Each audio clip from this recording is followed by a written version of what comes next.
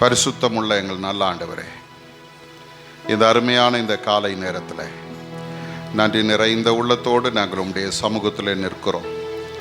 கர்த்தாவே, நீர் எங்களுடைய வாழ்வில் இதுவரைக்கும் நல்லவராயிருந்து பாதுகாத்து பலப்படுத்தி கிருபையை தந்து நடத்தி வருகிறீரே, உமக்கு ஸ்தோத்திரம். எங்கள் ஆண்டவர் சர்வ வல்லமை உள்ளவராக எங்களோடு கூட இருக்கிறேன். நான் உன்னை விட்டு விலகுவதும் இல்லை, உன்னை கைவிடுவதும் இல்லை என்று சொல்லி வாக்கு பண்ணினவர். கடந்த 4 மாதங்களும் இந்த வருடத்தில் நீர் எங்களோடு கூட இருந்து எங்களை கரம் பிடித்து நடத்தி வந்திருக்கிறீங்கப்பா. இந்த 5வது மாதத்தின் 1வது வாரத்தில் தேவ சமூகத்தில் நாங்கள் நிற்பது ஆண்டவர் எங்களுக்கு தந்த கிருபை. அதற்காக உம்மை ஸ்தோத்திரிக்கிறோம். இந்த நேரத்தில் நாங்கள் உம்முடைய சமூகத்தில் நிற்கிறோம். உம்முடைய வார்த்தைகளை தியானிக்கும்படி நிற்கிறோம். எங்களோடு கூட கர்த்தர் பேசுவீராக. தடைகளை எல்லாம் மாற்றும். எங்களுடைய சிந்தைகளை ஒருமுகப்படுத்தும். எங்களுடைய எண்ணங்களை சீர்படுத்தும் ஆண்டவரே. கண்மலை மீட்பரும் ஆகிய கர்த்தாவே, எங்களுடைய வாயின் வார்த்தையும் எங்களுடைய இருதயத்தின் தியானமும் உம்முடைய சமூகத்திலே பிரீதியாய் இருப்பதாக. ஆமே ஆமே. உட்காருவோம்.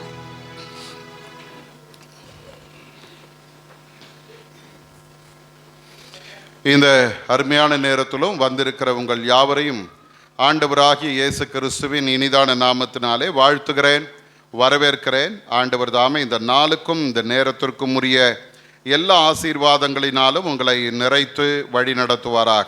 இந்த 5வது மாதத்தின் 1 வாரத்திலே தேவ சமூகத்திலே நாம் நிற்பது ஆண்டவர் நமக்கு தந்திருக்கிற கிருபை. அதற்காக ஆண்டவரை நன்றியோடு ஸ்தோத்தரிப்போம். இந்த தேவன் என்றென்றைக்கும் உள்ள சதா காலங்களிலும் நம்முடைய தேவன் மரண பரியந்தம் நம்மை நடத்துவார். அல்லேலூயா. ஆண்டவருடைய சமூகத்தில் நம்பிக்கையோடு காத்திருப்போம். கர்த்தர் நம்முடைய எல்லா வாஞ்சைகளையும் நிறைவேற்றுவதற்கு அவர் உண்மையுள்ள தேவனாய் இருக்கிறார். அருமையானவர்களே, இந்த நாளிலும் சற்று நேரம் நாம் கர்த்தருடைய வார்த்தையை சிந்திக்க இருக்கிறோம். ஆதாரமாக தெரிந்து கொண்ட கர்த்தருடைய வார்த்தை 31ஆம் சங்கீதம் 19வது வசனம். 31ஆம் சங்கீதம் 19வது வசனம். உமக்கு பயந்தவர்களுக்கும் மனுபுத்திரருக்கு முன்பாக உம்மை நம்புகிறவர்களுக்கும் நீர் உண்டு பண்ணி வைத்திருக்கிற உம்முடைய நன்மை எவ்வளவு பெரிதாயிருக்கிறது. அருமையானவர்களே, இந்த தாவீதினுடைய வாழ்க்கையில் நாம் பார்க்கும்போது, தாவீது கர்த்தரை தன்னுடைய தனிப்பட்ட வாழ்வில் அவன் அதிகமாய் உணர்ந்து பாடுகிற சங்கீதங்கள் இந்த நாம் தியானித்து கொண்டு இருக்கிற இந்த சங்கீதங்கள். குறிப்பாக இந்த லெந்து நாட்களில் இந்த வசனத்தை, இந்த சங்கீதங்களை எப்படி வாசித்து வரும் பொழுது தாவீது ஆண்டவரை எப்படி பார்த்தான் என்று சொல்லி நாம் பார்த்தோம் இல்லையா? நிறைய, ஏறக்குறைய ஒரு 33 காரியங்களை நாம் சிந்தித்தோம்.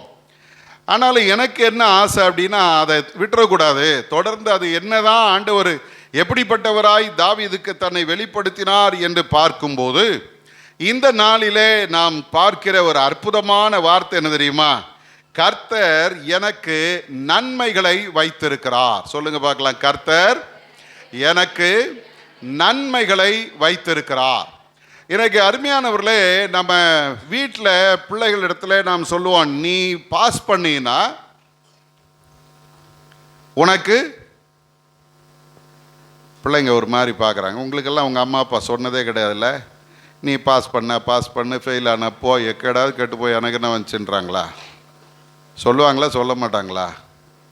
நீ பாஸ் பண்ண உனக்கு சைக்கிள் வாங்கி தரேன், நீ பாஸ் பண்ண உனக்கு லேப்டாப் வாங்கி தரேன் சொன்னாங்களா? சொல்லியா? இன்னும் அந்த ரேஞ்சுக்கு யாரும் வரல. வருவாங்க, சீக்கிரம் வந்துடுவாங்க. நீ பாஸ் பண்ணால் ஒரு வீட்டுக்கு போயிருந்தேன். அங்கே அந்த பையனுக்கு அவங்க அப்பா சொல்லியிருக்கிறாரு, நீ +2 பாஸ் பண்ணிட்டீன்னா உன்னை ஃபாரினுக்கு நான் அனுப்பி படிக்க வைக்கிறேன் அப்படின்னு சொல்லியிருக்கேன். அப்போது ஏதோ ஒரு நன்மை எனக்கு வைக்கப்பட்டு இருக்கிறது இல்லை? பெற்றோர்கள் பிள்ளைகளை பார்த்து சொல்கிறாங்க, நான் உனக்கு இதை செய்வேன். ஆனால் அந்த நன்மைகளுக்கெல்லாம் முன்னால் ஒரு ஒரு எதிர்பார்ப்பு ஒன்று இருக்கிறது பெற்றோர்களுக்கு. என்ன? நீ பாஸ் பண்ணோம், இந்த காரியத்தை நீ செய்து முடிக்கணும், நீ இதில் வெற்றி பெற்றால், நீ இதில் நிலைத்திருந்தால் நான் உனக்கு இதை செய்வேன். இன்னைக்கு ஆண்டவர் நம்முடைய வாழ்க்கையில கூட ஒரு பெரிய நன்மையை நமக்கென்று வைத்திருக்கிறாரா. சங்கீதக்காரன் சொல்றான் பாருங்க, நீர் உண்டு பண்ணி வைத்திருக்கிற உம்முடைய நன்மை எவ்வளவு பெரிதாயிருக்கிறது என்று சொல்லி அங்கே சொல்லுகிறார். அதே போல ஏசாயா தீர்க்கதரிசியின் புஸ்தகத்தில் 64ஆம் அதிகாரம், ஏசாயா 64ஆம் அதிகாரம் 4வது வசனத்திலையும் இதே போன்ற வார்த்தை எங்கே சொல்லப்படுகிறது. வாசிங்க பார்க்கலாம். தேவனே, உமக்கு காத்திருக்கிறவர்களுக்கு நீர் செய்பவைகளை நீரை அல்லாமல் உலகத் தோற்றம் முதற்கொண்டு ஒருவரும் கேட்டதுமில்லை, செவியால் உணர்ந்ததுமில்லை, அவைகளை கண்டதுமில்லை என்று சொல்லுகிறார். ஆண்டவர் நமக்கு ஆயத்தம் பண்ணி வைத்திருக்கிறவைகளை ஒருத்தரும் பார்த்தது கிடையாது, கேட்டது கிடையாது, உணர்ந்தது கிடையாது என்று சொல்லுகிறார். அதே போல 1 கொரிந்தியரின் புஸ்தகத்திற்கு வந்தீங்கன்னா 2ஆம் அதிகாரம், 1 கொரிந்தியர் 2ஆம் அதிகாரம் 9வது வசனத்தை பார்க்கும்போது அங்கே அப்போஸ்தலனாகிய பவுல் அங்கே இதே போன்ற ஒரு வார்த்தை அவர் அங்கே பயன்படுத்துகிறார். வாசிங்க பார்க்கலாம். எழுதியிருக்கிறபடி தேவன் தம்மில் அன்பு கூறுகிறவர்களுக்கு ஆயத்தம் பண்ணினவைகளை கண் காணவும் இல்லை, காது கேட்கவும் இல்லை, அவைகள் மனுஷனுடைய இருதயத்தில் தோன்றவும் இல்லை. ஒரு அல்லேலூயா சொல்லுங்க. அல்லேலூயா. இங்கே பவுல் அப்போஸ்தலன் எக்ஸ்ட்ரா ஒரு வார்த்தையை சொல்றாரு. தேவன் தம்மில் அன்பு கூறுகிறவர்களுக்கு ஆயத்தம் பண்ணி வைத்திருக்கிறார், ரெடி பண்ணி வச்சிட்டார். அல்லேலூயா. ரெடி பண்ணி வச்சிட்டார். இனிமேல் தான் நமக்காக அவர் ரெடி பண்ணோன்ற அவசியம் இல்லை, ஏற்கனவே ரெடி பண்ணி வச்சிருக்கிறார். எத்தனை பேர் நம்புறீங்க? என்னுடைய ஆசீர்வாதம் ஏற்கனவே ரெடி ஆயிடுச்சு. அல்லேலூயா. எல்லாரும் அப்படி கையை உயர்த்தி சொல்லுங்களேன், என்னுடைய ஆசீர்வாதம் ஏற்கனவே ரெடி ஆயிடுச்சு. அல்லேலூயா. பக்கத்தில் ஒரு கையை இப்படி சொல்லுங்க, உனக்குரிய ஆசீர்வாதம் ஏற்கனவே ரெடியா இருக்குது, வாங்கிக்கிறதுக்கு நீ ரெடியா? அல்லேலூயா. அருமையான தேவஜனமே, இன்றைக்கு அதைத்தான் நாம் சிந்திக்க போகிறோம். நம்ம ஆண்டவர் யார் அப்படின்னு பார்த்தீங்கன்னா, நன்மையானவைகளை தருகிறவர். அவர் ஒரு நாளும் குறைவானதை தரமாட்டார். வேதத்தை வாசி பார்த்தீங்கன்னா உபாகமத்தின் புஸ்தகத்தில் 30ஆம் அதிகாரம் 15வது வசனத்தில் ஆண்டவர் சொல்லும்போது சொல்றாரு, இதோ ஜீவனையும் நன்மையையும் மரணத்தையும் தீமையையும் இன்று உனக்கு முன்னே வைத்தேன். ஆண்டவர் நமக்கு முன்னால வச்சிருக்கிறார். என்ன வச்சிருக்கிறாரா? ஜீவனையும் நன்மையையும் மரணத்தையும் தீமையையும் உனக்கு முன்னே வைத்தேன். நீ எதை தெரிந்தெடுக்க போகிறாய் என்பது நம்ம சாய்ஸ் தான். அல்லேலூயா. ஒரு 2 சாமுவேலின் புஸ்தகத்துக்கு வந்தீங்கன்னா 16ஆம் அதிகாரம் 12வது வசனத்தில் தாவீது தன்னுடைய வாழ்க்கையில் ஒரு நெருக்கடியான சூழ்நிலையில் இருக்கும்போது சீமேயி என்கிற ஒரு மனிதன் அவனை சபிக்கிறான், அவனை செத்துப்போன்னு சொல்றான், அவனை பார்த்து பேலியாளின் மகனேன்னு சொல்றான். இவ்வளவு வார்த்தைகளையும் அவன் கேட்கும்போது தாவீது கூட இருந்தவங்களுக்கு கோபம் வருது, அந்த நாயை சாகடிச்சிடுறேன் அப்படின்னு சொல்றாங்க. ஆனா தாவீது அப்படி சொல்லல. அவர் என்ன சொல்றாரு? 12வது வசனத்தை யாராவது ஒருத்தர் வாசிங்க. ஒருவேளை கர்த்தர் என் சிறுமையை பார்த்து இந்த நாளில் அவன் நிந்தித்த நிந்தனைக்கு பதிலாக எனக்கு நன்மையை சரிகட்டுவார் என்று சொல்லுகிறார். ஒரு அல்லேலூயா சொல்லுங்க. நிந்தனைக்கு பதிலாக எனக்கு நன்மையை சரிகட்டுகிறவர். அல்லேலூயா. நிறைய நேரங்களில் நம்ம என்ன பண்றோம்னா, நம்முடைய வாழ்க்கையில நாம் சந்திக்கிற இந்த நிந்தனைகள், வேதனைகள், இது எல்லாவற்றையும் பார்த்து விட்டு நாம் புலம்பிக் கொண்டிருக்கிறோம். ஆனா இன்னையிலிருந்து ஒன்று சொல்லுங்க, என் நிந்தனைக்கு தக்கதாக கர்த்தர் என்ன செய்வார்? எனக்கு நன்மையை சரிகட்டுவார். சங்கீதம் 27ஆம் சங்கீதம் 13வது வசனத்தில் பார்த்தீங்கன்னா அங்கே சங்கீதக்காரனுக்கு ஒரு நம்பிக்கை இருக்கிறது. என்ன நம்பிக்கை தெரியுமா? நானும் ஜீவனுள்ளோர் தேசத்திலே கர்த்தருடைய நன்மையை காண்பேன் என்று விசுவாசியாது இருந்தால் கெட்டு போயிருப்பேன். அல்லேலூயா. கர்த்தருடைய நன்மையை காண்பேன் என்று விசுவாசியாது இருந்தால் கெட்டு போயிருப்பேன். அப்ப நான் கெட்டு போகல. காரணம் என்னன்னா, கர்த்தருடைய நன்மையை காண்பேன் என்று நான் காத்திருக்கிறேன். அல்லேலூயா. 85ஆம் சங்கீதம் 12வது வசனத்துல சங்கீதக்காரன் சொல்றான், கர்த்தர் நன்மையானதை தருவார். அல்லேலூயா. கர்த்தர் என்ன தருவாரு? ஆமாங்க, ஒரு நாள் அவர் தீங்கு செய்ய மாட்டார், ஒரு நாள் அவர் நமக்கு குறைவானதை செய்யவே மாட்டார். நன்மையானதை தருகிறவர். சார், இப்போ இதெல்லாம் பார்த்த உடனே நமக்கு ஒரே சந்தோஷமா இருக்கும். கர்த்தர் எனக்கு நன்மையை ஆயத்தம் பண்ணி வைத்திருக்கிறார், கர்த்தர் உலக தோற்றத்துக்கு முன்னமே எனக்காக ஒரு பெரிய ஆசீர்வாதத்தை வைத்திருக்கிறார் அப்படின்னு நம்ம சொல்லி சந்தோஷப்படலாம். ஆனால் எப்பவுமே ஒன்று தெரிஞ்சுங்க, கர்த்தருடைய ஆசீர்வாதம் இலவசமானது அல்ல. அல்லேலூயா. பக்கத்தில் கையை பிடி சொல்லுங்க, ஆண்டவருடைய ஆசீர்வாதம் இலவசம் அல்ல. அப்ப என்ன நான் செய்யணும்? வார வாரம் 1000 ரூபாய் காணிக்க வச்சுட்டா வந்துருமா? வருமா? நீ கோடி கோடியாக கொடுத்தாலும் கர்த்தருடைய ஆசீர்வாதத்தை பணம் கொடுத்து வாங்க முடியாது. எனக்கு நிறைய ஆட்கள் என்ன நினைக்கிறாங்க தெரியுமா? செய்கிறதெல்லாம் செஞ்சுட்டு கடவுளுக்கு காணிக்க கொடுத்துடலாம், எல்லாம் முடிஞ்சு போகும் அப்படின்னு நினைப்பாங்க. அதெல்லாம் கிடையாது. ஆண்டவர் எதிர்பார்க்கிற காரியம் நம்முடைய வாழ்க்கையில் இருக்குமானால் நீ கேட்காமலே கர்த்தர் உனக்கு நன்மையை தருவார். அல்லேலூயா. சார், இப்போ இந்த சங்கீதக்காரன் நமக்கு கற்றுத்தருகிற ஒரு 2 காரியத்தை நாம் சிந்தித்து கடந்து சொல்ல இருக்கிறோம். 31ஆம் சங்கீதம் 19வது வசனத்தை நீங்க உங்களை கரங்களில் எடுத்து வச்சுங்க. அதுல நாம் பார்க்கும்போது முதலாவதாக அந்த வசனம் சொல்லுகிறது, உமக்கு பயந்தவர்களுக்கு. முதல்ல யாருக்கு? யாருக்கு ஆண்டவர் நன்மையை வைத்திருக்கிறார் தெரியுமா? அவருக்கு பயப்படுகிறவர்களுக்கு கர்த்தர் நன்மையை வைத்திருக்கிறார். அல்லேலூயா. பயம்னா என்ன? அவருக்கு பயப்படுதல்னா என்ன?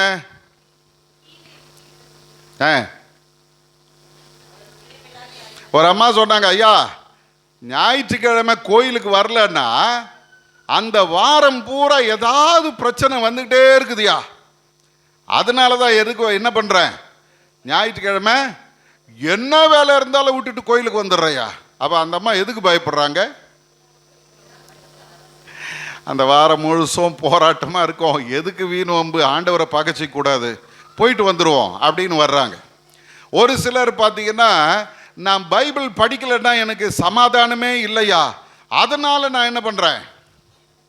அப்போ அவங்க என்ன நினைக்கிறாங்கன்னா, பைபிள் படிக்கலைன்னா நம்ம சமாதானம் கெட்டு போகும் அப்படின்னு நினைக்கிறாங்க. இன்னைக்கு நிறைய நேரங்களில் கிறிஸ்தவ வாழ்க்கை எப்படி ஓடிக்கொண்டிருக்கு தெரியுமா? பொய் சொன்னா உமாச்சி கண்ணை குத்திரும் அப்படின்வாங்க. நம்ம இதில் இல்லை, உலக பிரகாரமா இல்லை, உமாச்சி அதுக்கு பயந்துங்கன்னே பிள்ளைங்க நல்லா இருக்கிறாங்க. ஆனால் நம்ம ஆளுங்களுக்கு தான் அந்த பயம் வர மாட்டேங்குது. இல்லை, வாய் திறந்தாலே என்ன வருது? பொய் தான் வருது. ஆனால் ஆண்டவர் இங்கே நம்மிடத்தில் எதிர்பார்க்கிற முதல் காரியம் என்ன தெரியுமா? அவருக்கு பயந்தவர்கள். அல்லேலூயா. அருமையான சகோதரி சொன்னாங்க, தீமையை விட்டு விலகுவது கர்த்தருக்கு பயப்படுகிற பயம். அது பொதுவாக அப்படியே எல்லாரும் சொல்லிடுறது. ஆனால் இன்னும் கொஞ்சம் கூட வேதத்தை ஆழமாய் நீங்கள் வாசித்து பார்ப்பீர்களானால், கர்த்தருக்கு பயப்படுதல் என்பது என்ன அப்படின்னு பார்த்தீங்கன்னா, ஆண்டவருடைய விருப்பத்தை நிறைவேற்றுதல் கர்த்தருக்கு பயப்படுகிற பயம். அல்லேலூயா. நான் ஆண்டவர் என்னிடத்தில் என்ன விரும்புகிறாரோ அதை நான் செய்தால் அதுதான் கர்த்தருக்கு பயப்படுகிற பயம். வாசிங்க ஆதியாகமத்தின் புத்தகம் 22ஆம் அதிகாரம் 12வது வசனத்தை வாசிங்க. ஆதியாகமம் 22:12.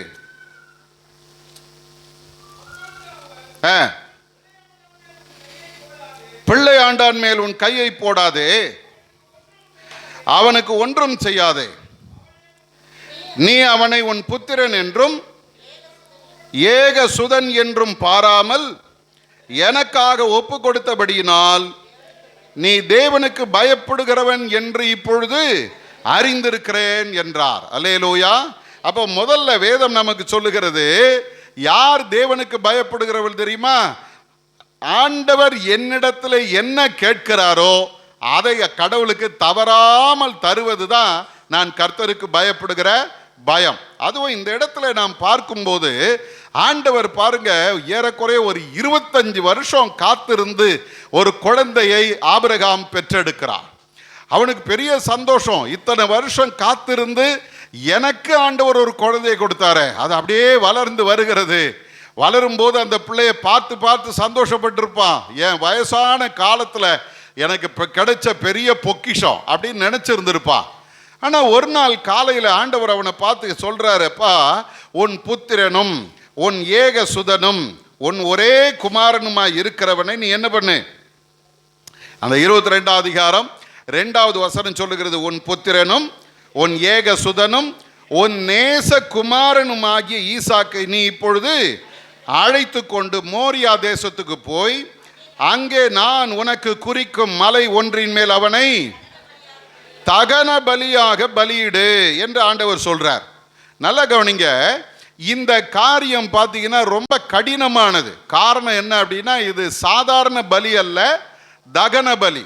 துண்டு துண்டா வெட்டி அந்த அந்த உடலை என்ன பண்ணோம், நெருப்புல கொளுத்தணும். கொஞ்சம் யோசிச்சு பாருங்க, இத்தனை வருஷம் காத்திருந்து வயதான காலத்தில் பெற்றெடுத்த குழந்தையை ஆண்டவர் பலி செலுத்த கேட்கிறார். எங்கேயாவது கொண்டு போய் விட்டுட்டு வா அப்படின்னு சொன்னாலும், ஏதோ என் பிள்ளை எங்கேயோ ஒரு இடத்துல உயிரோடு இருக்கும், என்னைக்காவது ஒரு நாள் பார்ப்போம் அப்படின்ற ஒரு நம்பிக்கை இருந்திருக்கும். ஆனா இந்த குழந்தை அப்படி கேட்கல. ஆண்டவர் என்ன பண்றாரு, பலி செலுத்துன்னு சொல்றார்.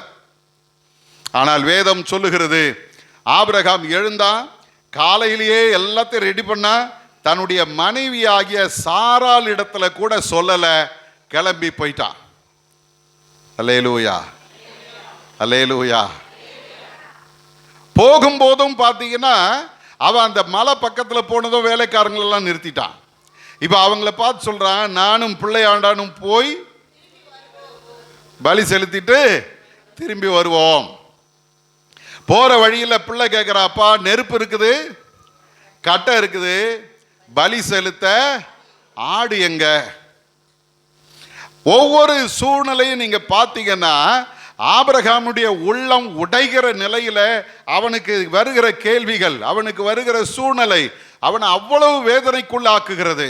ஆனாலும் ஆபிரகாம் என்ன பண்றாரு தெரியுமா, கர்த்தர் கேட்டுட்டாரு, அதை நான் கர்த்தருக்கு கொடுக்கணும்.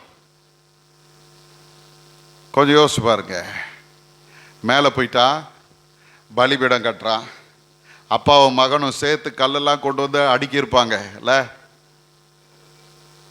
ஒவ்வொரு கல் அடுக்கும் போதும் ஆபிரகாமுடைய உள்ளம் உடைந்து போயிருக்கும். இந்த கல் மேலே தான் என் பிள்ளை என்ன பண்ண போகிறேன், பலி கொடுக்க போகிறேன்.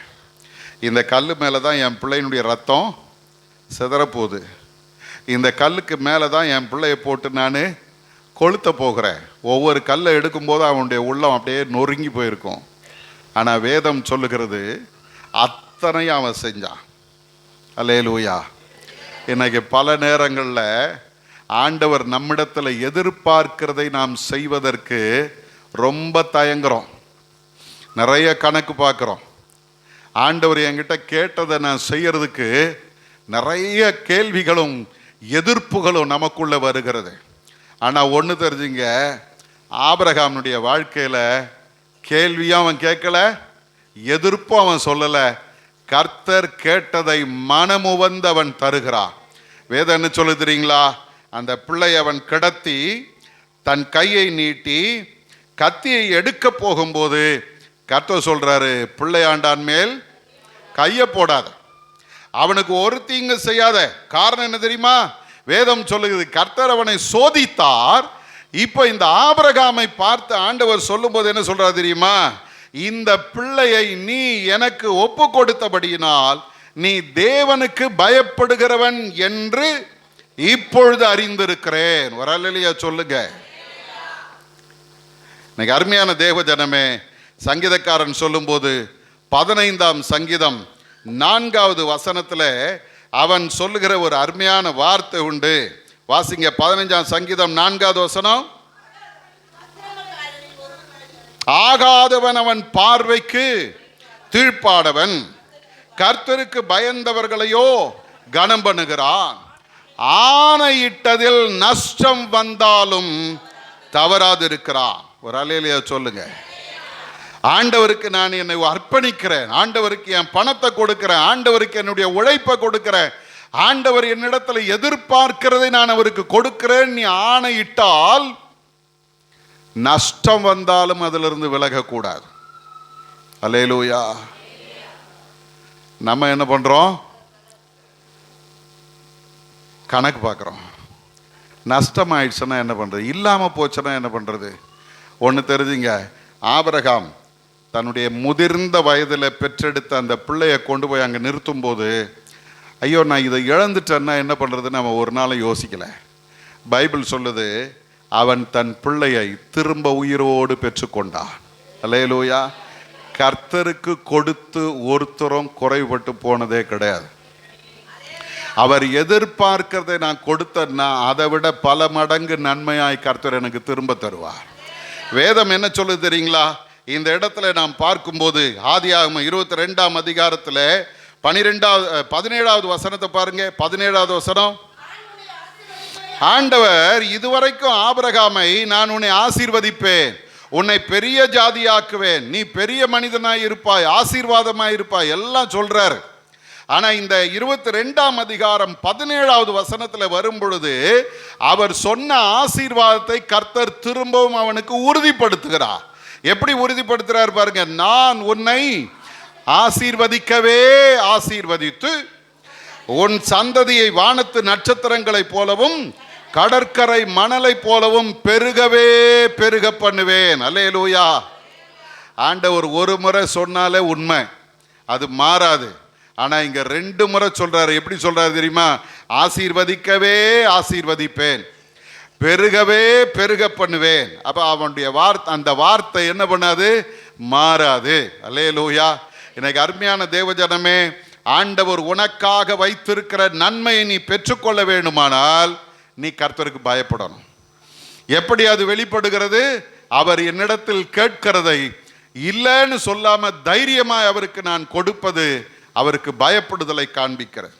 2வது நீங்க பார்த்தீங்கன்னா கர்த்தருக்கு பயப்படுதல் என்ன அப்படின்னு பார்த்தீங்கன்னா 2 நாளாகமத்தின் புஸ்தகம் 19ஆம் அதிகாரம் 7வது வசனத்தை வாசிங்க. 2 நாளாகமம் 19:7. ஆதலால் கர்த்தருக்கு பயப்படுகிற பயம் உங்களிடத்தில் இருக்க கடவது, உங்கள் தேவனாகிய கர்த்தரிடத்திலே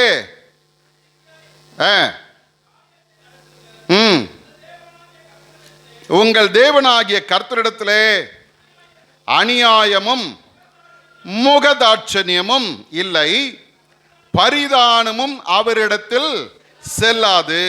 நல்லா கவனிங்க. வேதம் நமக்கு சொல்லி தருகிற 2வது ஒரு காரியம் என்ன தெரியுமா? ஆதலால் கர்த்தருக்கு பயப்படுகிற பயம் உங்களிடத்தில் இருக்க கடவது. அப்படி சொல்லிட்டு வேதம் சொல்லுகிறது, எச்சரிக்கையாயிருந்து காரியத்தை நடத்துங்கள், உங்கள் தேவனாகிய கர்த்தரிடத்தில் என்ன இல்லை? அநியாயமும் முகதாட்சணியமும் இல்லை, பரிதானமும் அவரிடத்தில் செல்லாது செல்லாது. சார், இப்போ இதை கொஞ்சம் கூட வித்தியாசமாய் நான் உங்களுக்கு சொல்ல விரும்புகிறேன். யாரு பரிதானம் கொடுப்பாங்க? பரிதானம்னா என்னதுமா? லஞ்சம் கொடுக்கறதுமா, கையூட்டு. யார் கொடுப்பாங்க? காரியம் ஆகணும், இல்லை ஏதோ ஒரு தப்பு பண்ணிட்டேன், போலீஸ் ஸ்டேஷனுக்கு போய் அந்த இன்ஸ்பெக்டரை முதல்லையே போய் பார்த்து அவரை சார் இருந்தாங்க அப்படின்னு அப்படி, அதுக்கு பேர் என்னது? பரிதானம்.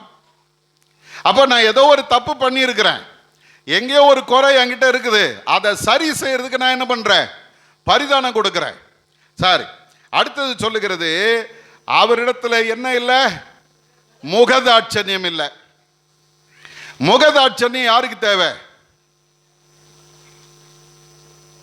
பர்ஃபெக்டா இருக்கிறவன் எங்கேயும் போயிட்டு யாருக்கிட்டையும் ஐயா எனக்காக செய்யுங்கய்யா, எனக்காக இறங்குங்கயான்னு கெஞ்ச மாட்டான், தலை நிமிந்து நிற்பான். கெஞ்சறவன் யாரா இருப்பான்? குறை உள்ளவனா இருப்பான். உண்மைதானா? 100க்கு 99 மார்க் வாங்கினவன் அங்கே போயிட்டு எனக்காக இறங்குங்க அப்படின்னு கேட்க மாட்டான். அவன் என்ன தெரியுமா சொல்லுவான்? இந்த வச்சுக்க, இது என்னுடைய சர்டிஃபிகேட்டு, என்னுடைய மார்க் ஷீட்டு, எனக்கு தேவையான சீட்டை 60 மார்க் எடுத்தவன் என்ன பண்ணுவான்? போய் கெஞ்சிட்டு நிற்பான். அப்போ என்கிட்ட குறை இருந்தா, என்கிட்ட தவறு இருந்தால், அடுத்தது சொல்லுகிறது அநியாயம். அவர்கிட்ட என்ன இல்லை? நியாயம்தான் அவர் செய்வார், அநியாயம் செய்ய மாட்டார். அப்போ அநியாயம் செய்ய வேண்டுமானால் நான் எங்கேயோ உண்மை இல்லாதவனா இருக்கிறேன். அல்லேலூயா. கர்த்தருக்கு பயப்படுகிற பயம் என்பது என்ன? அவருக்கு முன்னால நான் உண்மையா நின்னா அவர் எனக்கு அநியாயம் பண்ண வேண்டிய அவசியமும் இல்லை, எனக்கு முகதாட்சண்யம் பண்ண வேண்டிய அவசியம் இல்லை, என்கிட்ட பரிதானம் வாங்க வேண்டிய அவசியம் இல்லை. அவர் எனக்கு தேவையான நன்மை எனக்கு கொடுப்பார். நம்புறீங்களா? அப்போ நான் உண்மையாய் வாழ்வது கர்த்தருக்கு பயப்படுகிற பயம். அல்லேலூயா. நான் தவறு பண்ணிட்டு ஆண்டவரே எனக்கு இறங்குங்கன்னு சொல்றதை விட்டுட்டு ஆண்டவரே நான் உமக்கு முன்பாக உண்மையாய் இருக்கிறப்பான்னு சொல்றவங்க தான் கர்த்தருக்கு பயப்படுகிறவர்கள். எசேக்கியா ராஜாவை நாம் பார்க்கிறோம். 2 ராஜாக்களின் புஸ்தகத்தில் 20ஆம் அதிகாரம் 3வது வசனத்தை வாசிங்க. 2 ராஜாக்கள் 20:3. கர்த்தாவே, நான் உமக்கு முன்பாக உண்மையும் மன உத்தமமாய் நடந்து உமது பார்வைக்கு நலமானதை செய்தேன் என்பதை நினைத்தருளும் என்று விண்ணப்பம் பண்ணினான். அல்லேலூயா. இங்க பாருங்க, எசேக்கியா நீ மரித்து போவாய் என்று ஆண்டவர் அவனுக்கு சொன்ன பொழுது அவன் செய்த ஜெபம் என்ன தெரியுமா? நான் உமக்கு முன்பாக உண்மையும் மன உத்தமமாய் நடந்து உமது பார்வைக்கு நலமானதை செய்தேன் என்பதை நினைத்தருளும். அல்லேலூயா. ஆண்டவரே, நான் தப்பு பண்ணியிருந்தா மன்னிச்சுங்க ஆண்டவரே. அப்படியா சொன்னா? ஹலோ, இல்லை. ஆஸ்பத்திரியில் ஒரு சிலர் இழுத்துன்னு பறிச்சுன்னு இருப்பாங்க. டாக்டர் சொல்லியிருப்பார் இன்னும் 24 மணி நேரம் தான் அப்படின்னு. அவங்க கிட்ட போய் பேசும்போது ஒரு சிலர் சொல்லுவாங்க, உன் பாவத்தெல்லாம் அறிக்கையிடு, ஆண்டவர்கிட்ட இருந்து மன்னிப்பு கேட்டுக்க, ஆண்டவர் உன்னை மன்னிப்பார் சொல்றாங்களா? ஒரு ஊழியக்காரரை குறித்து கேள்விப்பட்டேன். அவர் தன்னுடைய படுக்கை நேரத்தில், அந்த மரண படுக்கையில் இருக்கும்போது அவங்களுடைய சொந்தக்காரங்களெல்லாம் வர வச்சார். எல்லார்கிட்டையும் ஏதோ ஒரு வகையில் அவர் அவங்கள துன்பப்படுத்தி இருக்கிறாரு, பிரச்சனை பண்ணியிருக்கிறாரு. அவங்கள கூப்பிட்டு அந்த மரண படுக்கையில் படுத்துக்கிட்டு, நான் உங்களுக்கு எதிராக தீங்கு செஞ்சுட்டேன், என்னை மன்னிச்சிருங்க, நான் உங்ககிட்ட சண்டை போட்டேன், என்னை மன்னிச்சிரு, நான் உனக்கு விரோதமாக பேசிட்டேன், என்னை மன்னிச்சிரு. ஒரு ஊழியக்காரர், அவர் ஒரு ஊழியக்காரர், அவர்கிட்ட பல வருஷங்களாக பேசலையா, 2 பேரும் சொந்தக்காரங்க. அவரை கூப்பிட்டு அவர்கிட்ட ஒப்புரவானாரா.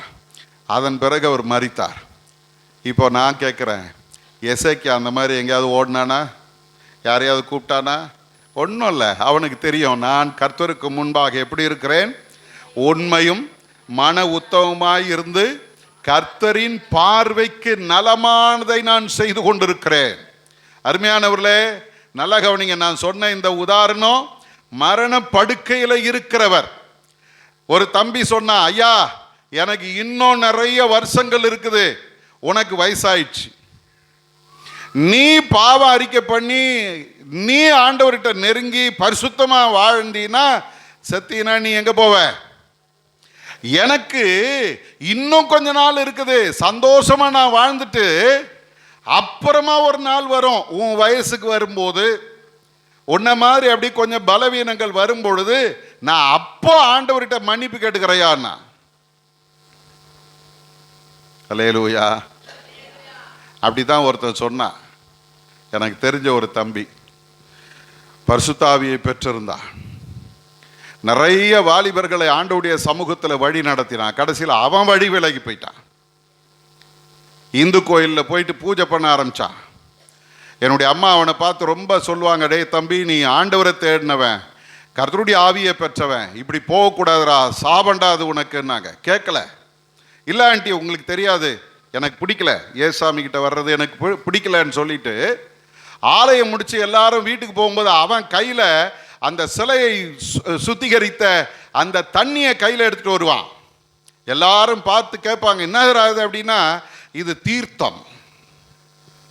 அப்புறம் கொஞ்சம் கொஞ்சமா பாவத்தில் விழ ஆரம்பிச்சான். போதை மருந்து விற்க ஆரம்பித்தான். போதைக்கு அடிமையானான். ஒரு நாள் நான் சொன்ன பாருங்க, இதே வார்த்தை அவன் சொன்னான். அவன் என்ன, நாங்கள்லாம் ஒரே ஒரு செட்டாக வளர்ந்தோம். அவன் சொல்லுவான், தலைவா நீ வேணா இயேசுன்னு போ, நான் இந்த வழியில் போகிறேன், எனக்குன்னு ஒரு நாள் வரும், அன்னைக்கு நான் ஆண்டவர்கிட்ட வந்துடுறேன்னா. ஆனால் முடியலை. ஒரு நாள் பைக்கில் போயிட்டு இருக்கும்போது அவன் பின்னால் உட்காந்துட்டு போகிறான், முன்னால் ஒருத்தன் பைக் ஓட்டிகிட்டு போகிறான். முன்னால் போன ஒரு கண்டெய்னரில் உள்ளே கொண்டு போய் விட்டானுங்க பைக்கை. அந்த டிரைவருக்கு வண்டி அடிபட்டது தெரியல, அவன் பாட்டுன்னு வண்டி போயிட்டே இருக்குது. முன்னால் போனவனுக்கு அடி இல்லை, கீழே விழுந்துட்டான். பின்னால் போனவன் வண்டியில் மாட்டிக்கிட்டான். அப்படியே அந்த அந்த ட்ரெய்லர் அவனை இழுத்துக்கிட்டு போகுது. அங்கே இங்கே அடிபட்டு அந்த சரீரமெல்லாம் கிழிஞ்சு, ரோட்டில் போன ஒருத்தர் பைக் எடுத்துகிட்டு போய் அந்த வண்டிக்கு முன்னால் நிறுத்தி அந்த கண்டெய்னர் நிறுத்தின பிறகு தான் டிரைவருக்கே தெரியுது யாரோ இதில் அடிபட்டு இருக்கிறாங்க. இறங்கி வந்து பார்த்தா ஸ்பாட் அவுட். எனக்கு ஒரு நேரம் வரும், நான் மனம் திரும்பிக்குவேன், எனக்கு ஒரு நாள் வரும், அன்னைக்கு நான் மன்னிப்பு கேட்டுவேன் அப்படின்னு சொன்னவன் யோசிக்கிறதுக்கு முன்னாலேயே மரித்து போனான். இன்னைக்கு இதுதாங்க வாழ்க்கை. நம்ம என்ன நினைக்கிறோம் தெரியுமா? எப்படியும் வாழ்ந்துடலாம், நமக்குன்னு ஒரு நேரம் வரும், உடனே யாரை எடுத்துக்குவாங்க? சிலுவையில் தொங்கின கள்ளன், ஆண்டவர் அவனுக்கு ஒரு சான்ஸ் கொடுத்த மாதிரி எனக்கும் அவனுக்கு ஆண்டவர் சான்ஸ் கொடுத்தாருன்னா அது அவனுடைய கிருபை. அவனுக்கு ஆண்டவர் கொடுத்த கிருபை நமக்கு கிடைக்கிறது கஷ்டம். இன்றைக்கு இருக்கிற இந்த நாளை நாம் கர்த்தருக்கு என்று பயன்படுத்தி கொள்வோம். பைபிள் சொல்லுது, உண்மையாய் இருப்பவனுக்கு கர்த்தர் ஆசீர்வாதத்தை வைத்திருக்கிறார். அல்லேலூயா. என்ன அப்படி பெரிய ஆசீர்வாதம் கேட்குறீங்களா? நீண்ட ஆயுளை கர்த்தர் தருகிறார். இல்லை, எசேக்கியா கேட்குறான், ஆண்டவரே என்னை நினைத்தருளும். ஆண்டவர் ரொம்ப அருமையாக உன்னுடைய வாழ்க்கையை மாத்துறாரு. செத்து போவ உன்னுடைய காரியங்களை ஒழுங்குபடுத்து என்று சொன்ன ஆண்டவர் திரும்பவும் அவனுக்கு சொல்றாரு, உன் வாழ்க்கையில் 15 ஆண்டுகளை நான் உனக்கு கூட்டி தருகிறேன். அல்லேலூயா. என் ஆண்டவர் எவ்வளவு உண்மை உள்ளவர் தெரியுமா? நம்ம அவருக்கு உண்மையா இருந்தால் அவர் நமக்கு உண்மையா இருப்பார். அல்லேலூயா. சரி, அப்போ முதல்ல பார்த்தோம் கர்த்தருக்கு பயப்படுதல் என்ன? ஆண்டவருடைய விருப்பத்தை நிறைவேற்றுதல். ரெண்டாவது, கர்த்தருக்கு பயப்படுதல் என்ன? உண்மையாய் இருப்பது கர்த்தருக்கு பயப்படுதல். மூன்றாவது, சங்கீதம் 22ல் 23வது வசனத்தை யாராவது ஒருத்தர் வாசிங்க. சங்கீதம் 22:23. கர்த்தருக்கு பயப்படுகிறவர்களே அவரை துதியுங்கள், யாக்கோபின் சந்ததியாரே நீங்கள் எல்லாரும் அவரை கனம் பண்ணுங்கள், இஸ்ரவேல் வம்சத்தாரே நீங்கள் எல்லாரும் அவர் பேரில் பயபக்தியாயிருங்கள். அல்லேலூயா. இப்ப சங்கீதக்காரன் சொல்றான், கர்த்தருக்கு பயப்படுகிறவர்களே. யாரு கர்த்தருக்கு பயப்படுகிறவர்களே?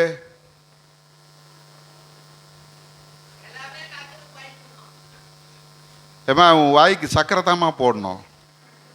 எவ்வளோ கரெக்டாக சொல்கிறாங்க பாருங்க. எல்லாரும் இங்கே இருக்கிற அத்தனை பேரும் யாரு? கர்த்தருக்கு பயப்படுகிறவர்கள். ஆமாம் தானா? இல்லைன்னா நன்மை கிடைக்காதுங்க. தெரியாமல் கூட அப்படி யோசிக்காதீங்க, நான் பயப்படுறேன்னா இல்லையான்னு. பயப்படணும். கர்த்தருக்கு பயப்படுகிறவர்களே முதல்ல அவரை என்ன பண்ணுங்க? துதியுங்கள். ரெண்டாவது, கர்த்தருக்கு பயப்படுகிறவர்களே அவரை கனம் பண்ணுங்கள். மூணாவது, கர்த்தருக்கு பயப்படுகிறவர்களே அவர் பேரில் பயபக்தியாயிருங்க. 3 காரியம் ஒரே வசனத்தில் சொல்றாரு பாருங்க. 1, அவரை துதியுங்கள். துதியுங்கள், பிரைஸ் பண்ணும். ஒவ்வொரு நாளும் ஒவ்வொரு நிமிடமும் நேரம் கிடைக்கும் போதெல்லாம் கர்த்தரை துதிக்கணும். அல்லேலூயா. பவுல் கிட்ட கேட்டீங்கன்னா அவர் சொல்வார், எப்பொழுதும் எல்லாவற்றுக்காகவும் கர்த்தரை ஸ்தோத்திரியுங்கள். எப்போதும்னா எப்போ? எந்த நேரமா இருந்தாலும். 2 மணிக்கு முழிப்பு வந்துடுதா நைட்ல, என்ன பண்ணுங்க?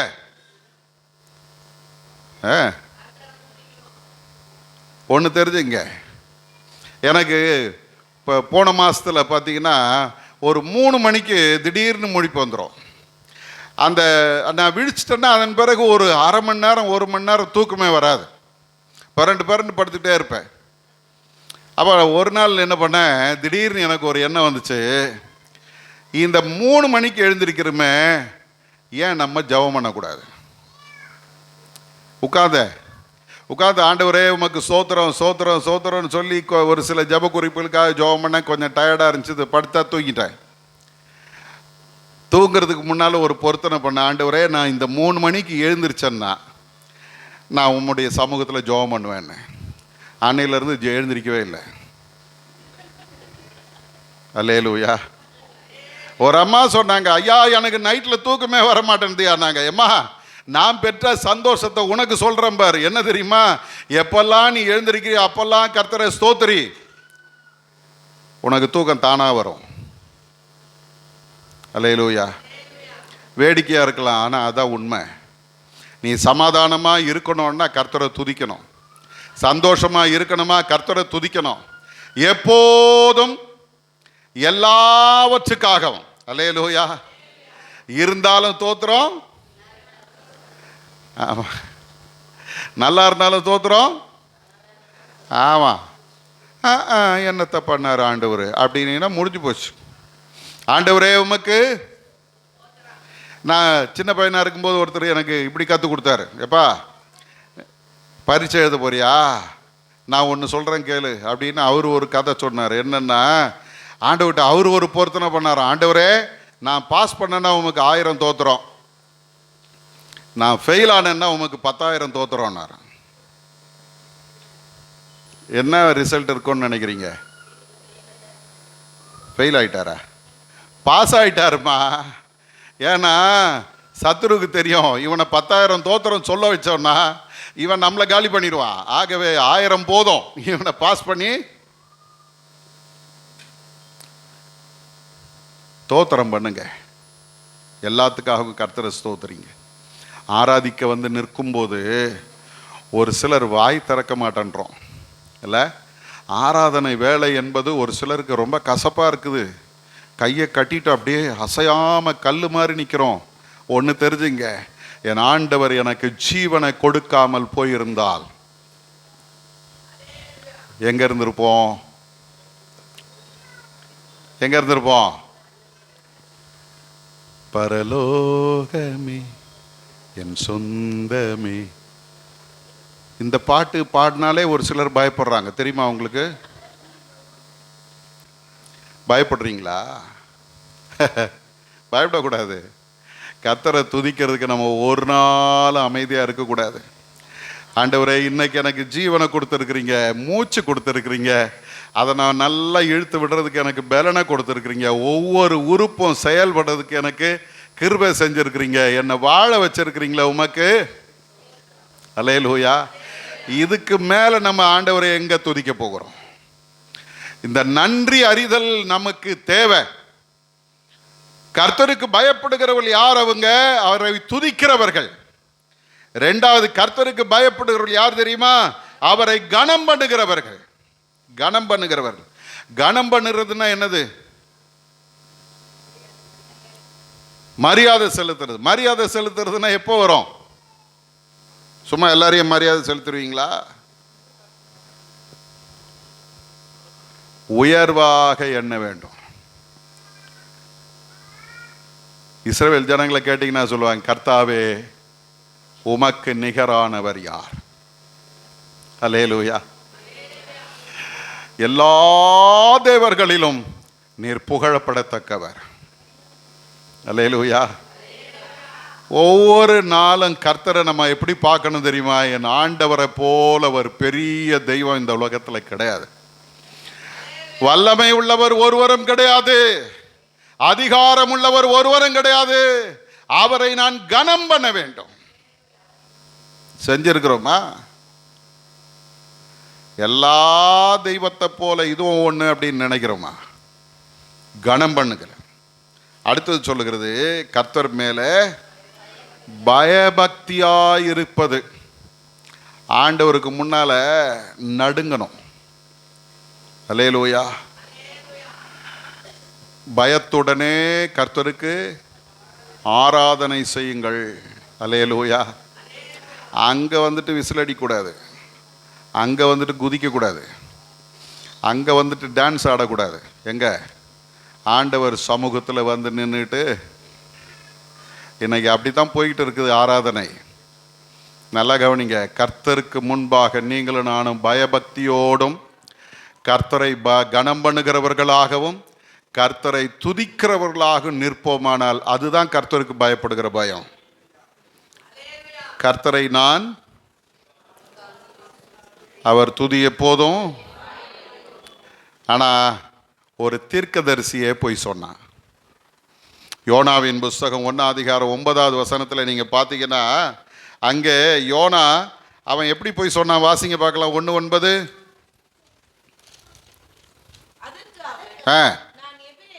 அதற்கு அவன், நான் எபிரெயன்,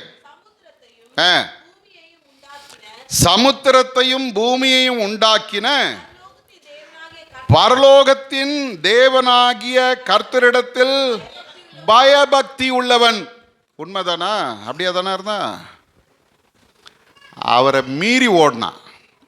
அதனுடைய விளைவு தான் தூக்கி கடலில் போட்டாங்க. அல்லேலூயா.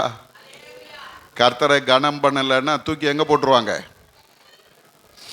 ஏன் பிரச்சனை வாழ்க்கையில்?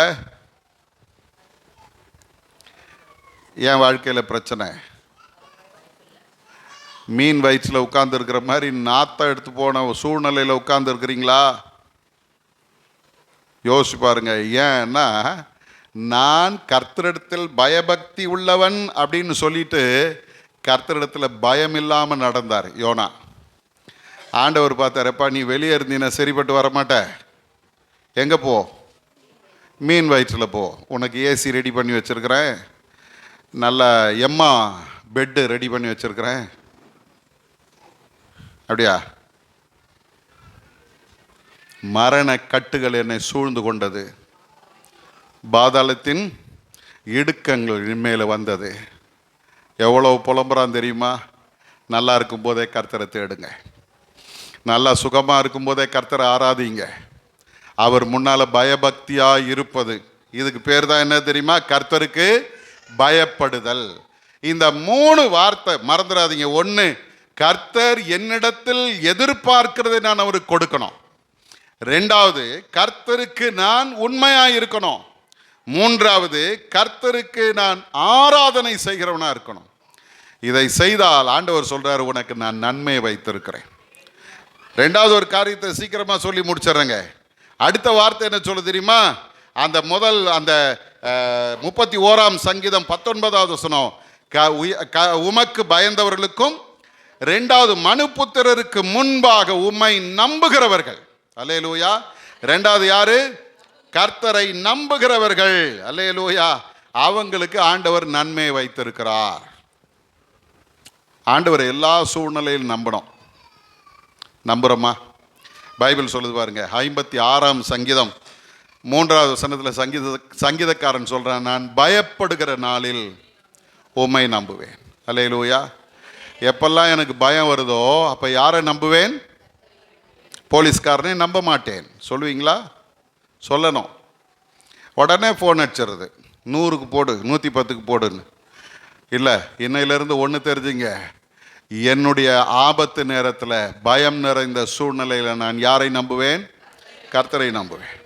யோபு 13:15 சொல்லுது, அவர் என்னை கொன்று போட்டாலும் அவர் மேல் நான் நம்பிக்கையாக இருப்பேன். அசையாத நம்பிக்கை வேணும்.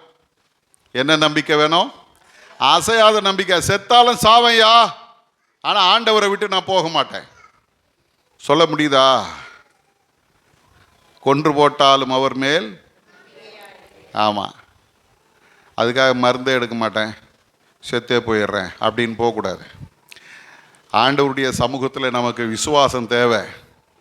விசுவாசம் இல்லாமல் ஒன்றும் சாதிக்க முடியாது. அதே நேரம் அந்த விசுவாசம் கிரியையிலையும் வரணும். கண்ணு தெரியாத குருடனுக்கு ஆண்டவர் என்ன பண்ணுறாரு தெரியுமா? தரையில் உமிழ்ந்து சேறு உண்டாக்கி அதை எடுத்து அவன் கண்ணில் பூசி அனுப்புகிறார். போய் சீலோவாம் குளத்தில் கழுவுனார். அவர் மருந்து போட்டாரா இல்லையா? இன்னைக்கு நம்ம ஆளுங்க சொல்கிறாங்க, நான் செத்தாலும் இனிமேல் என்ன பண்ண மாட்டேன். அது உங்கள் விசுவாசம். நீங்கள் யாராவது அப்படி இருந்தீங்கன்னா அது உங்களுடைய விசுவாசம். ஆனால் அதுக்காக மற்றவங்களையும் இழுத்து அதில் சேர்த்துறாதீங்க. அப்புறம் என்ன ஆகும் தெரியுமா? சுற்றி இருக்கிறவங்களாம் கிண்டல் அடிப்பான். ஒழுங்காக டாக்டர்கிட்ட போயிருக்கலாம், போகாமல் என்னவோ இயேசுவே இயேசுவேன்னு கூப்பிட்டு செத்து போயிட்டாங்க அப்படின்வாங்க. ஆண்டவருடைய நாமம் தூஷிக்கப்படுகிறதுக்கு நீங்களும் நான் வழி வச்சிடக்கூடாது. பைபிள் சொல்லுது, என்னை அவர் கொன்று போட்டாலும். கொன்று போட்டாரா? இல்லை. எப்பா, நீ என் மேலே நம்பிக்கையாக இருந்ததுனால 2 மடங்கு ஆசீர்வாதம் வச்சுக்க. அல்லேலூயா. இன்னைக்கு நிறைய நேரங்களில் நம்முடைய வாழ்க்கையில் அந்த உறுதியான அசையாத நம்பிக்கை நமக்கு தேவை. 3வது ஒரு நம்பிக்கை சொல்லுது, 37ஆம் சங்கீதம் 5வது வசனத்தில், உன் வழியை கர்த்தருக்கு ஒப்புவித்து அவர் மேல் நம்பிக்கையாயிரு, அவரே காரியத்தை வாய்க்க பண்ணுவார். ஒரு காரியம் நடக்கணும் அப்படின்னா நீங்களும் நானும் யாரை நம்பணும்? கர்த்தரை நம்பணும். அல்லேலூயா. கர்த்தரை நம்புங்க. கல்யாணம் ஆகலைன்னா யாரை நம்பணும்? மேட்ரிமோனியை நம்பாதீங்க. அவன் கொண்டு வந்து தர்ற பொண்ணு உனக்கு உருப்படி ஆகாது. ஆண்டவர் பாதத்தில் போய் விடு. நான் அதை செஞ்சேன். எங்கள் அம்மா 4 வருஷம் பொண்ணு தேடினாங்க. என்னை பார்க்கும்போதெல்லாம் அழுவாங்க. எப்பா, எப்போ நீங்கள் 2 பேரும் ஜோடியாக போகிறத நான் பார்க்க போகிறேன்ப்பா. இதில் வேடிக்கை என்னென்னா, போய் பொண்ணு பார்த்துட்டு வந்தோன்னா அடுத்த மாதமே அந்த பொண்ணு கல்யாணம் ஆகிடுது. இப்போ நான் எங்கள் அம்மா கிட்ட ஒரு நாள் வேடிக்கையாக சொன்னேன், அம்மா பேசாமல் ஒரு ஏஜென்சி ஆரம்பிச்சிருவோம். கல்யாணம் ஆகாத பொண்ணுங்களெல்லாம் அவங்கெல்லாம் நம்மக்கிட்ட ரெஜிஸ்டர் பண்ணாங்கன்னா போய் பொண்ணு பார்த்துட்டு வந்தோன்னா அதுக்கு கல்யாணம் ஆகிடும், கமிஷன் வாங்கிக்கலான்னு. எங்கள் அம்மாவுக்கு பயங்கர கோபம் வந்துச்சு. வாய முடியும் சும்மா இருக்கிறியாடா அப்படின்னாங்க. 4 வருஷம் தேடினாங்க. ஒரு நாள் தீர்மானம் பண்ண, ஆண்டவரே, முழங்காலில் நின்று பைபிள் படிப்பேன். நான் பைபிள் படித்து முடிக்கிறதுக்குள்ளே எனக்கு கல்யாணம் ஆகணும். யோபு, சங்கீதம் இதுக்குள்ளே தான் கல்யாணம் முடிஞ்சு போச்சு. அப்புறம் 2 வருஷம் குழந்தை இல்லை. அப்போவும் சர்ச்சில் இருக்கிறவங்கெல்லாம் ஆளுக்கு ஒவ்வொரு ஆலோசனை சொல்லுவாங்க. அப்படி இருக்கணும், இப்படி இருக்கணும், அதுங்க அந்த டாக்டரை பாரு, இந்த டாக்டரை பாரு. எல்லாம் முடிஞ்சது. கடைசியாக நான் ஒரு தீர்மானம் பண்ணேன். கல்யாணத்துக்கு முழங்கால் போட்டேன்ல, அதே மாதிரி இப்போ நான் முழங்காலில் படிப்பேன். நீங்கள் எனக்கு ஒரு குழந்தைய தரணும். அருமையானவர்களே, ஆண்டவர் ரொம்ப உண்மை உள்ளவர். நம்ம அவரை உண்மையாக தேடினா அவர் நமக்கு உண்மையாக இருப்பார். அல்லேலூயா. திரும்பவும் பார்த்தீங்கன்னா பாதி பைபிள் முடிக்கல, அதுக்குள்ளே ஆண்டவர் அற்புதமாக ஒரு குழந்தைய கொடுத்தார். அல்லேலூயா. ஏன் சொல்கிறேன்? என்னுடைய காரியங்களை நான் எதிர்பார்த்து நிற்கும்போது யார் மேலே நம்பிக்கையாக இருக்கணும்? உன் வழியை கர்த்தரிடத்தில் ஒப்புவித்து அவர் மேல் நம்பிக்கையாயிரு, அவரே காரியத்தை வாய்க்க பண்ணுவார். இங்கே இருக்கிற தேவையில் இருக்கிறவங்க, குறைவில் இருக்கிறவங்க, ஏதோ ஒரு ஆசீர்வாதத்தை எதிர்பார்த்து இருக்கிறவங்க அத்தனை பேருக்கும் இந்த காலையில் ஒரு சேலஞ்சு பண்ணி சொல்கிறேன். நீ ஆண்டவருடைய சமூகத்தில் ஆண்டவரை நோக்கி காத்திரு. உன் காரியத்தை கொண்டு போய் அவர்கிட்ட ஒப்படைச்சிரு. ஆண்டவரே, இந்த பிரச்சனை இருக்குது, இந்த தேவை இருக்குது, இந்த எதிர்பார்ப்பு இருக்கு, நீங்க பார்த்துங்க, நான் என்ன செய்வேன்? உம்மை நம்பி இருப்பேன். அவர் செய்ய மாட்டாரா? கண்டிப்பா செய்வார். பைபிள் சொல்லுது, அவர் உன் காரியத்தை என்ன செய்வார்? வாய்க்க பண்ணுவார். மார்க் 9:24 பார்க்குறோம். ஒரு பிள்ளைய ஒரு அப்பா கொண்டு வந்து ஏசாமி கிட்ட வச்சுட்டு சொல்றாரு, ஆண்டவரே, உம்மால எதாகிலும் செய்யக்கூடுமானால் செய்யும். எதாகிலும் செய்யக்கூடுமானால் என்ன செய்யணும்? சிறு வயதிலிருந்தே இவன் சந்திர ரோகியா இருக்கிறான். தீயிலையும் தண்ணீரிலையும் பிசாசு இவனை தள்ளிக்கிட்டு இருக்குது. சாமி, உம்முடைய சீஷரிடத்தில் கொண்டு வந்து அவனை சுகமாக்க முடியல. இப்போ உங்ககிட்ட கொண்டு வந்திருக்கிற உம்மால ஏதாகிலும் செய்யக்கூடுமானால், ஆண்டவர் கேட்குறாரு, நீ என்னை விசுவாசிக்கிறாயா?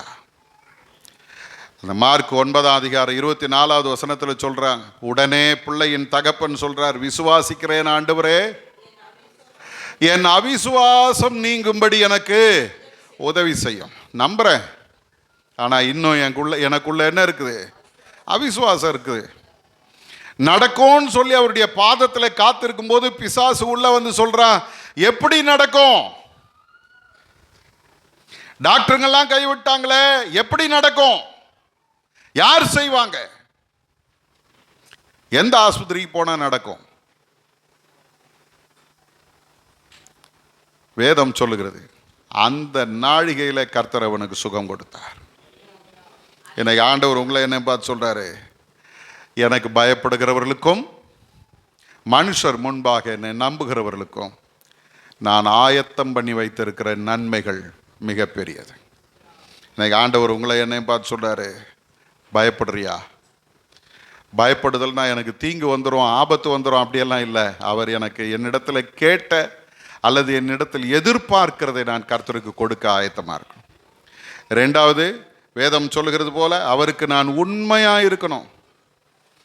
அவரிடத்துல நான் உண்மையாக இருக்கணும். என்னை பார்க்கும்போது அவர் உண்மை உத்தமமானவனேன்னு சொல்லணும். அப்படி இருந்தால் கர்த்தர் எனக்கு நன்மையை தருவார். மூணாவது, கர்த்தருக்கு பயப்படுதல் என்பது என்ன? அவரை நான் ஆராதிப்பது. ஆராதிக்கிறதுல நான் குறை உள்ளவனாக இருந்துட்டு கடவுளே என்னை நீங்கள் ஆசீர்வதிக்கலைன்னா முடியாது. ஆராதனையில் சரியாக இருக்கணும். துதிக்க வேண்டும், அவரை கனம் பண்ண வேண்டும், அவருக்கு முன்பாக பயபக்தியாய் நடந்து கொண்டால் கர்த்தருடைய வேதம் சொல்லுகிறது, உன்னை நான் ஆசீர்வதிப்பேன். கர்த்தரை நம்புகிறவர்கள் எப்படிப்பட்டவங்க? பயத்தின் மத்தியில் கர்த்தரை நம்பணும், உறுதியாக கர்த்தரை நம்பணும், எதிர்ப்புகளின் மத்தியிலையும் கர்த்தரை நம்பணும். எல்லாவற்றுக்கும் மேலாக பைபிள் சொல்லுது, தோல்விகள் வந்தாலும் கர்த்தரை நான் நம்பணும். அல்லேலூயா. சீசரத்தில் கொண்டு வந்த சாமி அவங்களால ஒன்றும் பண்ண முடியல, எல்லா நம்பிக்கை அற்று போச்சு. ஆனாலும் கடைசியாக கர்த்தரிடத்தில் வருகிறா, ஆண்டவர் அற்புதம் செய்தார். அதே ஆண்டவர் உங்களுக்கும் நன்மைகளை தருவதற்கு காத்து கொண்டு இருக்கிறார். எல்லாரும் அப்படியே தலைகளை தாழ்த்தி கர்த்தருடைய சமூகத்தில் நம்மை அர்ப்பணிப்போமா? ஆண்டவரே, நீர் எனக்கு வைத்திருக்கிற நன்மையை நான் பெற்றுக்கொள்வதற்கு எனக்கு உதவி செய்யும். எல்லாரும் உள்ளத்தின் ஆழத்திலிருந்து ஒரே ஒரு நிமிஷம் ஜெபிங்க. ஆண்டவரே, நீர் எனக்கு வைத்திருக்கிற நன்மையை நான் பெற்றுக்கொள்ள வேணும். என்னுடைய நன்மை யாரோ பெற்றுக்கொள்வது அல்ல, என்னுடைய நன்மை எனக்குரியது. அந்த நன்மையை நீர் எனக்கென்று உலக தோற்றத்துக்கு முன்னமே ஆயத்தம் படுத்தி வைத்திருக்கிறீரப்பா. எனக்காக நீர் வைத்திருக்கிறீர். ரெடியா இருக்குது, பேங்க்ல ரெடியா இருக்குது பணம். செக்கு போட்டு எடுக்க வேண்டியதுதான் நம்ம வேலை. அந்த ரெண்டு காரியத்தை மறந்துடக்கூடாது. கர்த்தருக்கு பயப்படுகிறவர்கள், கர்த்தரை நம்புகிறவர்கள், அவங்களுக்கு தான் ஆண்டவர் ஆசீர்வாதம் வைத்திருக்கிறார். ஒப்பு கொடுப்போம். ஆண்டவரே, நான் உமக்கு பயந்து நடப்பேன். நீ கேட்கிறவைகளை நான் உமக்கு கொடுக்க தயங்க மாட்டேன். ஆண்டவரே, உமக்கு முன்பாக உண்மையாக இருப்பேன். உம்மை எப்போதும் நான் ஆராதிப்பேன். ஒப்பு கொடுங்க. ரெண்டாவது சொல்லுங்க, உறுதியாக நான் உம்மை நம்புவேன். பயத்தின் நடுவிலையும் நான் உம்மை நம்புவேன். எல்லாம் எனக்கு எதிராக இருந்தாலும் ஆண்டவரே, என்னுடைய காரியங்கள் எல்லாவற்றையும் உடைய சமூகத்தில் வைத்து உம்மை நான் நம்பி நிற்பேன். ஆண்டவரே, தோல்விகள் வந்தாலும், நாங்கள் எந்த பக்கம் திரும்பினாலும், நம்பிக்கை இல்லாத ஒரு நிலையில் நாங்கள் நின்றாலும் உம்மை மட்டுமே நாங்கள் நம்புவோம். எங்களுக்கு நீர் நன்மையை தார். சொல்லுங்க. கர்த்தர் உங்களை ஆசீர்வதிக்க விரும்புகிறார். இந்த மே மாதம் ஒரு அற்புதமான மாதம். ஆண்டவர் சொல்லுகிறது நான் சொல்லுகிறேன், இந்த மாதம் ஒரு அற்புதமான மாதம். உன் வாழ்க்கையில் நிறைய தடைகள் உடைகிறத நீ பார்க்க போகிறாய். ஆண்டவர் உனக்கென்று வைத்த ஆசீர்வாதத்தை உன் கரங்களில் நீ ஏந்தி நிற்க போகிறாய். கர்த்தர் சொல்றார், உன் கரங்களிலே நீ அந்த ஆசீர்வாதத்தை ஏந்தி நிற்க போகிறாய். ஆண்டவர் உனக்காக வைத்திருக்கிற நன்மையை உன் வாழ்க்கையில நீ பார்க்கிற மாதம் இந்த மாதம். ஆண்டவர் சொல்றார், நீ எனக்கு பயந்து என்னை நம்பி நீ வாழ்ந்தால் ஒரு நாளும் ஒரு நன்மை உனக்கு குறைவில்லாம நான் தருவேன். அல்லேலூயா. இதுவரைக்கும் நீ காத்திருந்த காத்திருப்புக்கு ஒரு முடிவை கர்த்தர் வைத்திருக்கிறார். உன்னுடைய நம்பிக்கை ஒரு நாளும் கர்த்தர் வெறுமையாய் விடமாட்டார். நீ அவரை நம்பி நின்றாய் அல்லவா? உன் வழியை கர்த்தருக்கு ஒப்புவித்து அவர் மேல் நம்பிக்கையாய் நின்றாய் அல்லவா? ஆண்டவர் உனக்கு செய்கிற நன்மை உலகம் பார்த்து ஆச்சரியப்பட போகிறது. கர்த்தர் உன்னை ஒவ்வொரு நாளும் அற்புதமாக நடத்த போகிறார், உயர்த்த போகிறார். அநேகருக்கு முன்பாக நீ சாட்சியாய் நிற்க போகிறாய். பரிசுத்தமுள்ள நல்ல ஆண்டவரே, இந்த வார்த்தைகளை நீர் ஆசீர்வதித்தாரும். எல்லா தடைகளை மாற்றும். உம்முடைய நன்மைகளை நாங்கள் பெற்றுக்கொள்வதற்கு நாங்கள் உமக்கு பயப்படுகிறவர்களாகவும் உம்மை நம்புகிறவர்களாகவும் உமக்கு பிரியமாய் நாங்கள் வாழ எங்களை நாங்கள் அர்ப்பணிக்கிறோம் ஆண்டவரே. தொடர்ந்து வருகிற நாட்கள் என்னுடைய வாழ்க்கையில நாங்கள் நன்மையை பெற்றவர்களாய், கர்த்தர் எங்களுக்கு நன்மை செய்தார் என்று உம்மை புகழ்கிறவர்களாய் நீர் எங்களை மாற்றுகிறீர். உமக்கு நன்றி சொல்லுகிறோம். இயேசுவின் மூலம் ஜெபிக்கிறோம் பிதாவே.